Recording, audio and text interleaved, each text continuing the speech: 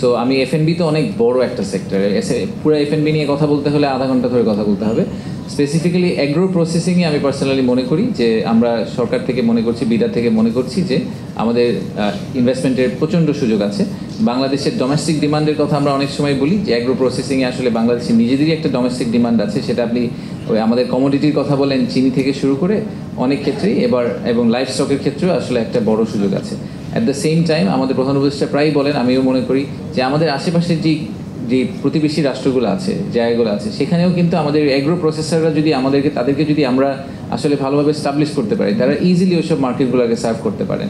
আমি একটা খুব একটা ট্রিভিয়াল এক্সাম্পল দিই, যে আমাদের চিনি প্রসেস করি, হ্যাঁ, সুগার প্রসেস করি। সুগার তো আমরা আমাদের বাংলাদেশে প্রডিউস করতে পারি না পুরাটা, আমাদেরকে সুগার নিয়ে আসতে হয়, নিয়ে এসে প্রসেস করে তারপর বাংলাদেশে বিক্রি করতে হয়। তো আমরা যদি অ্যাগ্রো প্রসেসিংয়ের এই সেট আপগুলোকে ঠিকভাবে দাঁড় করে দিতে পারি, তাহলে এই সুগার প্রসেসিং যেটা বাংলাদেশে হচ্ছে, সেই সুগার প্রসেসিংটা শুধু বাংলাদেশে বিক্রি না করে ওনারা যদি সেভেন সিস্টার্সে সেল করতে পারেন, ওনারা যদি নেপাল ভুটানে সেল করতে পারেন, that would be our win.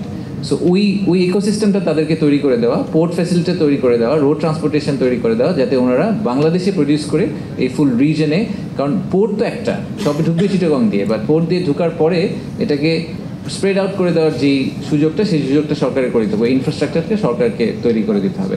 So agro processing নিয়ে কিন্তু একটা ব্রেকআউট আছে 10 তারিখে, you are most welcome to follow it. ওটা লাইভও করা হবে, সো আপনারা ওটা দেখলে হয়তো আরও এই ব্যাপারে ইনফরমেশন পাবেন। ধন্যবাদ।